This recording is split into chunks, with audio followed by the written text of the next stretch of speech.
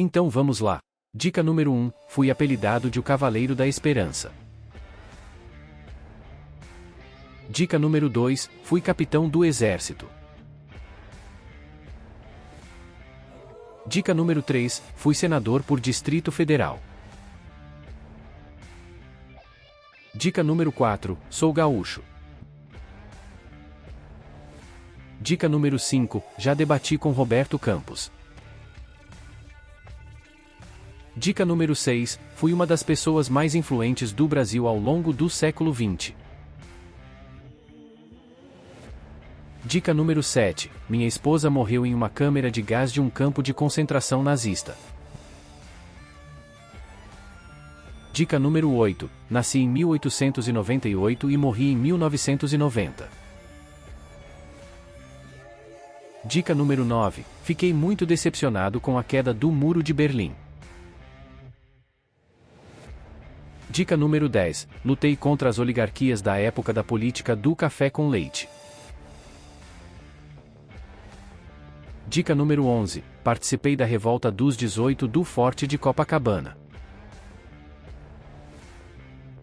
Dica número 12, fiz uma marcha pelo Brasil entre os anos de 1924 e 1927, onde percorri cerca de 25 mil quilômetros. Dica número 13, sou uma figura importante do tenentismo. Dica número 14, estudei marxismo na Bolívia. Dica número 15, já morei na União Soviética e fui membro do Cominter. Dica número 16, sou comunista e tentei instalar a ditadura do proletariado no Brasil. Dica número 17, me casei com a agente soviética alemã Olga Benário. Dica número 18, mandei matar Elza Fernandes, uma garota de 16 anos, por estrangulamento. Dica número 19, fui o líder da intentona comunista de 1935. Dica número 20, fui preso durante a ditadura Vargas. E aí, acertou? Parabéns para quem palpitou, Luiz Carlos Prestes.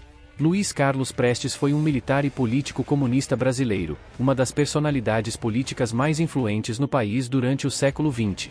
Prestes ganhou fama nacional ao liderar a coluna Prestes na década de 1920. Até a próxima rodada do jogo, Quem Sou Eu?